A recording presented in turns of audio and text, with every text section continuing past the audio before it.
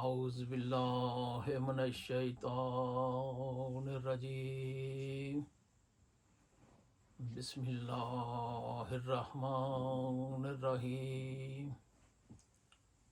الحمد للہ رب العالمین والعاقبۃ للمتقین والصلاۃ والسلام علی سید الانبیاء والمرسلین ابو القاسم محمد و خاتم النبیین وآلہ الطیبین الطاہرین المعصومین اما بعد فقد قال اللہ سبحانہ وتعالی فی القرآن المجید والفرقان الحمید بسم اللہ الرحمن الرحیم ان دین عند اللہ الاسلام اللہم صلی اللہ علیہ وسلم۔ جیسا کہ آپ حضرات جانتے ہیں کہ سپریم کورٹ کے چیف جسٹس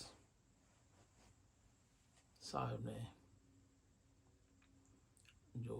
قادیانیوں کے لیے لچک پیدا کی ہے، اس سلسلے میں عالم اسلام کے علماء نے کافی کچھ بیان کیا، اور شیعہ مکتب فکر کی طرف سے، ہمارے وفاق المدارس کی طرف سے بھی جو ہے بیان آیا، مگر یہ ناچیز خاکسار چاہتا ہے کہ تھوڑا سا چیف جسٹس صاحب کو جو ہے اس طرف جو ہے توجہ دلوائیں کہ یہ جو کام انہوں نے کیا یہ کوئی انگریزی قانون نہیں ہے، یہ دینی اور شرعی معاملہ ہے۔ دین کے لیے علماء دین کی طرف رجوع کیا جاتا ہے، اور چیف جسٹس صاحب کو چاہیے تھا کہ اس مسئلے کو جو پہلے طے ہو چکا ہے 74 میں، امت مسلمہ نے باقاعدہ ان کے امام وقت کو پورا ٹائم دے کر جو ہے ان کو دارہ اسلام سے خارج قرار دیا۔ تو اب بعد میں ضیاء دور میں قوانین میں مزید ترامیم ہوئیں کہ قادیانی حضرات جو ہیں وہ اپنی نشر و اشاعت ایز اے مسلم نہیں کر سکتے، اپنی کتابوں کی نشر و اشاعت نہیں کر سکتے، مگر اب جو چیف جسٹس صاحب نے جو بیان دیا اس سے ان کو تھوڑا سا قادیانیوں کو ظاہراً کچھ حوصلہ ملا کہ شاید ان کا کوئی سلسلہ جو ہے نشر و اشاعت کا شروع ہو سکے پاکستان میں۔ جو چیف جسٹس صاحب نے آزادی کے لیے بیان کیا اور بین نہیں ہونا چاہیے سلسلہ، اس قسم کی جو باتیں آئی ہیں کہ کتابیں بین ہوتی ہیں مگر تفسیر صغیر جس کو جو ہے خاص طور پر آج کل بیان کیا جاتا ہے، یہ ہے وہ تفسیر صغیر، اس کے مصنف کا جو ہے تھوڑا سا ذکر کریں گے، اور اس کے اندر جو کچھ تھوڑا سا بیان ہوا اس کو بھی بیان کر دیں گے، مگر اس سے پہلے ہم چاہ رہے تھے کہ جب قادیانیوں کے ہاں مرزا صاحب نبی ہیں اور اس نے نبوت کا دعویٰ کیا ہے، تو پھر اس کے ماننے والے اس کو مسیح موعود یعنی جس مسیح نے آنا تھا وہ مرزا صاحب کو مانتے ہیں، اور جب مرزا صاحب 26 مئی 1908 کو کالرا ہیضہ سے اچانک فوت ہو گئے، تو بعد میں ان کی پہلی خلافت جو ہے وہ حکیم نور الدین صاحب کو دی گئی۔ اس کے بعد جو ہے ان کے بیٹے بشیر الدین محمود نے، جس نے یہ تفسیر صغیر لکھی ہے، اور یہ جو ہے یہ اس کی تفسیر کبیر ہے، یہ 10 جلدوں میں ہے، یہ 10ویں جلد ہے۔ وہ سیٹ اوپر یہ آپ دیکھ سکتے ہیں، سامنے الماری میں لگا ہوا ہے۔ اور بھی ان کی کتابیں جو ہیں، روحانی خزائن نمبر 1 جو ہے 23 جلدوں پر مشتمل ہے، جو 84 کتابیں ہیں وہ بھی خاکسار کے پاس ہیں، یہ آپ دیکھ سکتے ہیں اوپر۔ اور روحانی خزائن نمبر 2 جو ملفوظات کے نام سے ہے، یہ 10 جلدیں ہیں، وہ بھی خاکسار کے پاس ہے، یہ آپ دیکھ سکتے ہیں۔ یہ ان چیزوں کا سب کا ہم نے جو ذکر کیا ہے اس ناچیز نے، یہ اس کتاب میں تحفہ قادیانیہ میں تفصیل موجود ہے، اور 886 صفحات پر یہ مشتمل ہے۔ اور اس پر اہل سنت کے جید علماء نے جو ہے تقاریض لکھی ہیں۔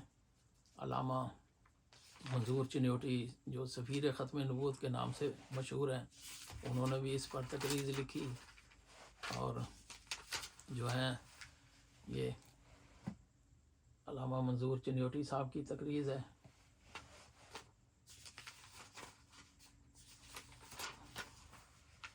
یہ امیر شریعت عطا اللہ شاہ بخاری، ان کے بیٹے عطا المحمد صاحب یہ بزرگ عالم تھے، انہوں نے اس پہ تقریض لکھی۔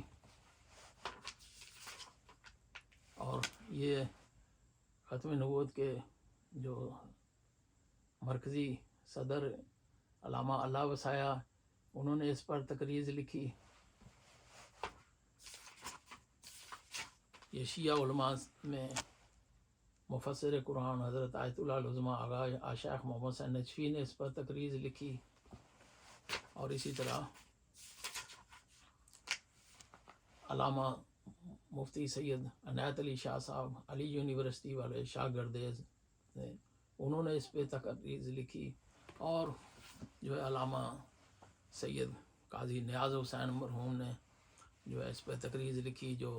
محتمم اعلیٰ جامعۃ المنتظر جو حوزہ علمیہ لاہور میں،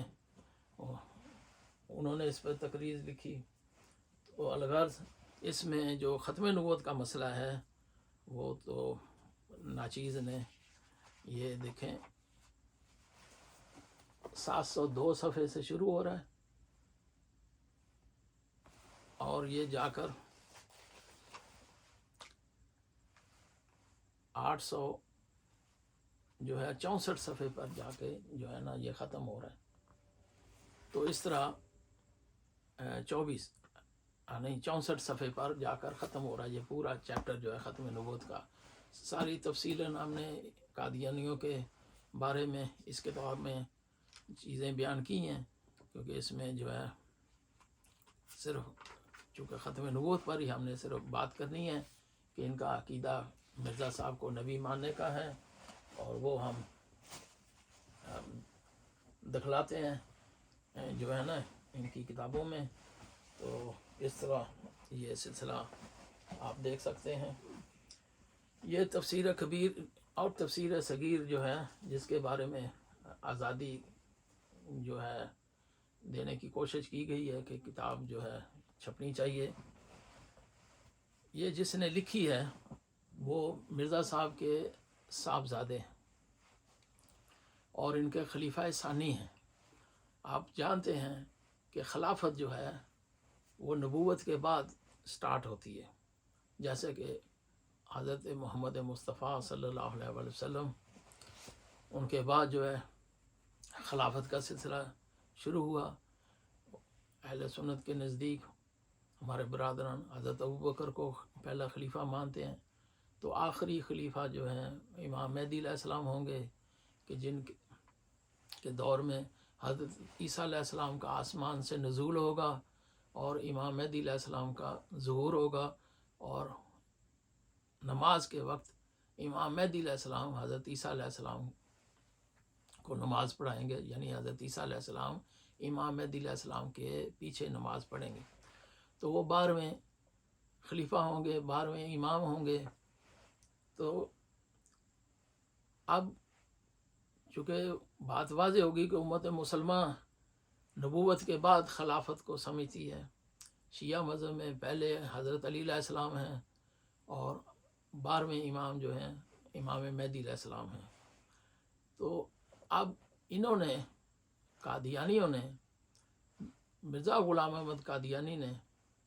جب دعویٰ کر لیا کہ میں نبی ہوں اور سچا خدا وہ ہے جس نے قادیان میں رسول بھیجا، تو جب اس نے مسیح موعود اور نبی اور رسول کا دعویٰ کیا اور پھر یہ اس کی وہی جو ساری اس کی جو ہے نا اس میں تذکرہ کے نام سے اتنی موٹی ضخیم کتاب انہوں نے شائع کر دی کہ جہاں جہاں بھی اس نے دعویٰ کیا کہ مجھے وحی ہوئی ہے، متواتر جو ہے اس کو وہ بیان کرتے ہیں۔ تو اس لیے مرزا صاحب کے بعد جو خلافت شروع ہو گئی، چونکہ ان کو وہ نبی مانتے ہیں، تو یہ خلیفہ ثانی یہ بشیر الدین محمود جو ان کے صاحبزادے ہیں، یہ ان کی کتاب ہے آئینہ صداقت، جنہوں نے تفسیر صغیر لکھی ہے۔ اس میں وہ جو ہے اپنا عقیدہ بیان کرتے ہیں، صفحہ 35 پہ یہ میں آپ کو بیان کر دیتا ہوں۔ یہ فرماتے ہیں سوم یہ کہ کل مسلمان جو حضرت مسیح موعود علیہ السلام کی بیعت میں شامل نہیں ہوئے، خواہ انہوں نے حضرت مسیح موعود کا نام بھی نہیں سنا، وہ کافر اور دائرہ اسلام سے خارج ہیں۔ اس بارے میں ان کے خلیفہ ثانی اور بشیر الدین محمود صاحب جو ہے مرزا صاحب کے صاحبزادے کیا فرماتے ہیں؟ میں تسلیم کرتا ہوں کہ میرے یہ عقائد ہیں۔ اب صاحب تفسیر صغیر کیا تسلیم کرتا ہے کہ یہ میرے عقائد ہیں، یعنی جنہوں نے مرزا صاحب کا نام تک نہیں سنا، بیعت تو الگ مسئلہ، وہ بھی کافر اور دائرہ اسلام سے خارج ہے۔ تو ان کو یہ 1921 میں کتاب چھپی ہے، اور اب ان کی ویب سائٹ پہ آپ کو انوار العلوم جو اس کی کتابوں کا جو ہے نا انہوں نے جمع کیا ہے مجموعہ، اس کی والیوم 6 ہے، پیج جو ہے 110 ہے، لائن نمبر 11، وہ لیٹسٹ ہے۔ یہ تو چونکہ 1921 کے طبع اول ہے، یہ میرے پاس، یہ دیکھ لیں 1921 کو یہ چھپی ہے۔ تو اس طرح انہوں نے جب کل مسلمانوں کو جو نبی پاک صلی اللہ علیہ وسلم کا کلمہ پڑھنے والے ہیں، انہوں نے جنہوں نے مرزا صاحب کو نہیں مانا، وہ نام بھی نہیں سنا۔ ایک بندہ ایتھوپیا میں رہ رہا ہے، افریقہ میں رہ رہا ہے، اسے پتہ ہی نہیں کہ مرزا غلام احمد قادیانی صاحب کون ہے، مگر وہ مسلمان ہے، پاک پیغمبر صلی اللہ علیہ وسلم کا کلمہ پڑھتا ہے، تو اس کو بھی اسلام سے خارج، یہ ان کا۔ اور ان کے دوسرے جو برادر تھے بشیر احمد ایم اے، جن کی سیرت المہدی ہے، وہ سامنے آپ دیکھ سکتے ہیں، اس کی کلمۃ الفصل ہے، مسئلہ کفر و اسلام 110 صفحے پر اس نے کہا کہ جو حضرت عیسیٰ علیہ السلام کو،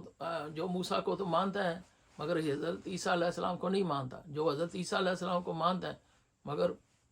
محمد صلی اللہ علیہ وسلم کو نہیں مانتا، جو محمد صلی اللہ علیہ وسلم کو مانتا ہے مگر مسیح موعود کو نہیں مانتا، وہ پکا کافر اور دائرہ اسلام سے خارج ہے۔ یعنی ان لوگوں کے پاس پرمٹ ہے کہ یہ جس کو چاہے پاکستان بننے سے پہلے جو ہے نا مسلمانوں کو کافر اور پکا کافر قرار دیں۔ اچھا،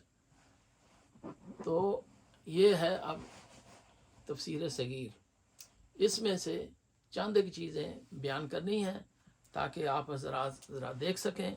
کہ یہ جو ہے ان کا جس کے بارے میں کہا گیا کہ آزادی ہونی چاہیے، ایسی کتابیں جو ہیں چھپنی چاہیے، تو یہ ہے وہ تفسیر صغیر، یہ بشیر الدین محمود صاحب کی۔ اچھا، اس میں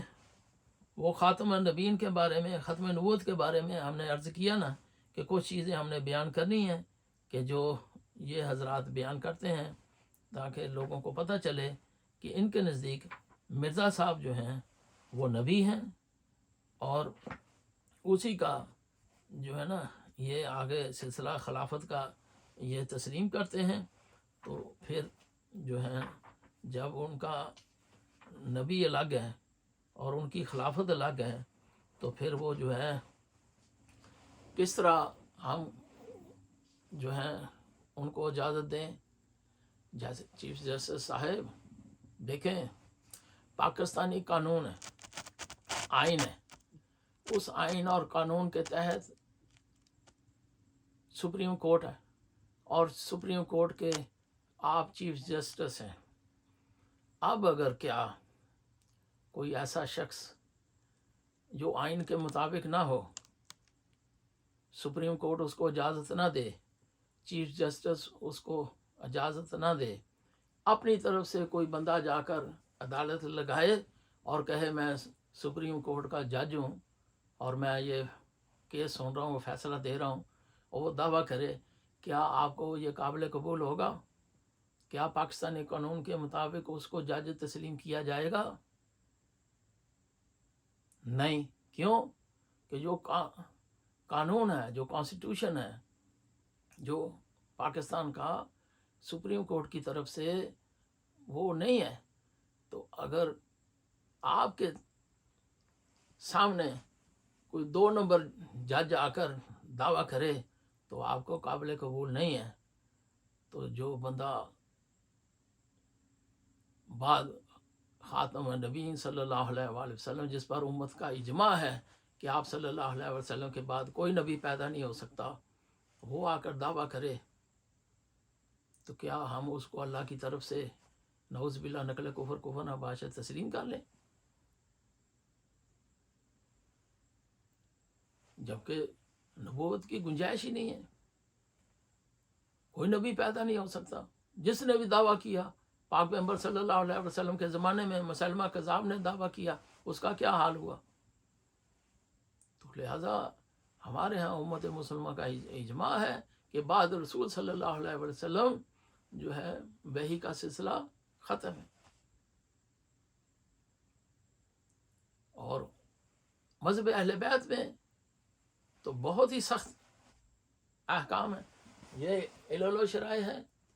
شیخ صدوق علیہ الرحمٰن نے جو ہے حدیث نقل کی ہے، امام علیہ السلام نے فرمایا اگر کوئی بعد رسول صلی اللہ علیہ وآلہ وسلم نبوت کا دعویٰ کرے تو اس کا خون مباح ہے، یعنی اگر اس کو کوئی قتل کر دے تو قاتل کو کوئی سزا نہیں ہے. اتنا سخت حکم ہے ہمارے ہاں. تو جو بعد رسول صلی اللہ علیہ وآلہ وسلم جن کے بارے میں حکم ہے سب مانتے ہیں، حتیٰ کہ بخاری شریف میں حدیث ہے اور لا نبی آبادی کی مرزا صاحب نے بھی تسلیم کیا ہوا ہے کہ یا علی انتا منی بے منزلت حرم موسیٰ الا انہ لا نبی آبادی، کہ علی تیری اور میری مثال جو ہے ہارون اور موسیٰ علیہ السلام کی طرح ہے، مگر میرے بعد نبوت نہیں ہے. یعنی اگر نبوت ہوتی تو مولا علی جو ہے وہ نبی بھی ہوتے. تو جب بعد رسول صلی اللہ علیہ وسلم ہم علی ولی اللہ پڑھنے والے ہیں، علی ولی ہیں، نبی نہیں ہے، تو جب مولا علی جیسے بندے جو خانہ کعبہ میں پیدا ہوئے، آغوش رسالت میں پروان چڑھے، جو ہر طرح جنہوں نے اسلام کی خدمت کی، ان کے زہد، تقوی، علم، شجاعت، بہادری، یعنی کس چیز میں خامی ہے؟ تو جو مرزا صاحب میں جو ہے خوبی ہے کہ جو گول علی شاہ ایک گناہ گار شیعہ تھا، اس کا شاگرد اٹھ کر کہے کہ میں نبی ہوں. اور گول علی شاہ کون تھا؟ بقول مرزا صاحب کے کہ وہ نماز تک نہیں پڑھتا تھا، منہ تک نہیں دھوتا تھا. آپ اندازہ لگائیں، جو منہ تک نہیں دھوتا، نماز تک نہیں پڑھتا، اس کا شاگرد جو ہے وہ کہے کہ میں نبی ہوں. تو لہذا یہ نبوت جو ہے مرزا صاحب کو کیوں مل گئی اور اس نے کیسے دعویٰ کر لیا؟ اور یہ اس کے جو جانشین ہیں دوسرے، یہ تفسیر صغیر کا جو مسئلہ بیان کیا گیا، تو اس کے میں چاند ایک ریفرنس جو ہے وہ بیان کر دیتا ہوں. یہ پیج 272 پہ وہ جو ہے بیان کرتے ہیں، یعنی اس کی امت میں سے بھی ایک مامور پیدا ہوگا جو اپنے الہامات کے ذریعے سے اس کی تصدیق کرے گا. یعنی وہ کون ہے بھائی جو پیدا ہوگا اور اپنے الہامات سے اس کی تصدیق کرے گا؟ یعنی وہ ان کے نزدیک وہ جو ہے مرزا صاحب ہیں. اچھا جی، یہ میں اب یہ 39 صفحے پہ، یہ 39 صفحہ، اچھا وہ بھی میں دکھلا دوں جو میں نے بیان کیا تھا، یہ ہے، یہ آپ دیکھ سکتے ہیں،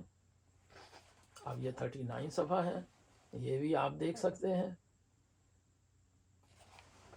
کہ اس میں وہ کیا فرماتے ہیں۔ یہ مرزا صاحب کے صاحبزادے تفسیر صغیر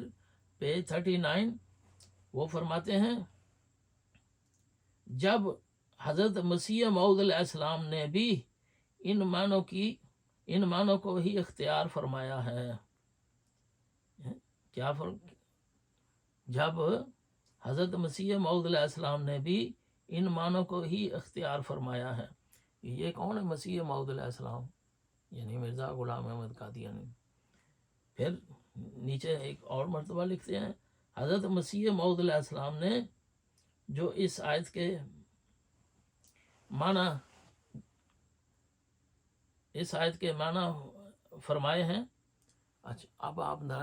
کہ مسیح موعود نے اس آیت کے یہ معنی فرمائے، یعنی یہ مرزا صاحب کو مسیح موعود مانے، یعنی ہمارا عقیدہ ہے کہ مسیح علیہ السلام نے آنا ہے، جس مسیح نے آنا ہے وہ کہتے ہیں یہ مرزا صاحب ہے۔ مرزا صاحب 12 سال تک تو آسمان پر مانتے رہے کہ مسیح علیہ السلام آسمان پر ہیں، جب وہ زمین پر آئیں گے دوبارہ تو عالم اسلام کا غلبہ ہوگا، عالمگیر غلبہ حاصل ہوگا۔ تو 12 سال بعد مرزا صاحب نے یو ٹرن مارا، خود ہی مسیح بن گئے جی۔ تو یہ مسیح موعود، یہ تفسیر صغیر والے جو ہیں ان کو مسیح موعود علیہ السلام جو ہیں وہ مان رہے ہیں۔ اور اسی طرح جو ہے اتنے حوالے ہیں، اب میں نے اس پہ اوپر نشانات لگائے ہیں، اگر آپ صرف دیکھنا ہی چاہتے ہیں میں بیان کر دیتا ہوں۔ پیج جو ہے 777 پہ، پیج 540 پہ، پیج 651 پہ، پیج 621 پہ، پیج 743 پہ، پیج جو ہے 745 پہ، پیج جو ہے 815 پہ، اور پیج 847 پر۔ اور اسی طرح جو ہے اس شخص نے، چونکہ مرزا صاحب نے جب دعویٰ کیا تھا کہ میں اپنا پہلے سے بڑھ کر ہوں، یعنی مسیح موعود حضرت عیسیٰ علیہ السلام سے نعوذ باللہ، تو پھر چونکہ عیسیٰ علیہ السلام کے تو معجزات ہیں قرآن پاک میں کہ اللہ کے حکم سے جو ان کے ہاتھوں مردے زندہ ہوتے تھے، تو مرزا صاحب بھی مسیح موعود ہیں، تو کوئی مردہ زندہ کرتے تو مرزا صاحب نے کہ بھئی کوئی مردہ کبھی زندہ ہوا ہی نہیں، چلو جان چھوٹی جی، اور مردہ دل زندہ ہوتے ہیں۔ اور عیسیٰ علیہ السلام کو جو ہے بعد میں کہا دیں جی وہ تو خود بہت ہو گئے، تو یہ خود آ گئے۔ تو اس طرح جو ہے بہرحال وقت کے دامن میں گنجائش نہیں، یہ اتنے حوالے آپ لوگوں کے صفحات میں نے بیان کر دیے ہیں، آپ حضرات دیکھ سکتے ہیں، نیٹ پہ یہ اویلیبل ہے تفسیر صغیر۔ تو یہ قادیانیوں کا مغالطہ جو ان کا جو سلسلہ ہے اس سے جو ہے خبردار کرنے کے لیے صرف چیف جسٹس صاحب کی خدمت میں یہ چند چیزیں پہنچانے کے لیے کہ وہ مطالعہ فرمائیں اس کتاب کا۔ اور یہ جو میں نے ناچیز نے چند ایک ریفرنس دیے ہیں کہ جب وہ ہمیں، اور آپ بھی، آپ کیا مرزا صاحب کو مانتے ہیں کوئی نعوذ باللہ؟ نہیں، تو ان کے نزدیک جو ہے جو مرزا صاحب کو نہیں مانتا وہ پکا کافر اور دائرہ اسلام سے خارج ہے۔ تو پھر ہمیں کیا ضرورت پڑ رہی ہے کہ ہم ان لوگوں کو جو ہے اسلام کا جو ہے نام لینے دیں اور وہ اپنی اسلامی رنگ میں نشر و اشاعت کریں؟ نہیں، اپنا الگ سے وہ کہیں کہ ہم جو ہیں مسلمان نہیں ہیں، ہم مرزا صاحب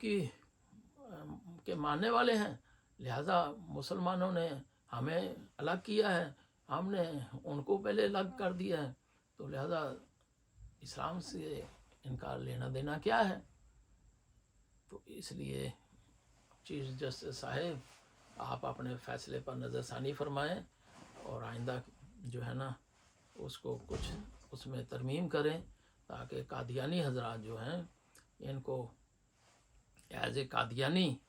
جو ہے اپنی نشر و اشاعت کریں، جیسے سکھ ہیں وہ اپنے عقیدے کے مطابق بیان کرتے ہیں. عیسائی ہیں اپنا کرتے ہیں، ہندو ہیں اپنا کرتے ہیں. یہ بھی اپنے آپ کو نان مسلم، جس طرح پاکستان کے آئین میں اور اسلامی اور قرآنی اور ایمانی پورے امت مسلمان نے قرآن اور حدیث کے مطابق، اجماع کے مطابق جو ہے نان مسلم قرار دیا ہے، اور خود انہوں نے ہمیں نان مسلم قرار دیا ہے. یہ کہہ دیں نا، اور فضل احمد جو تھا نا مرزا صاحب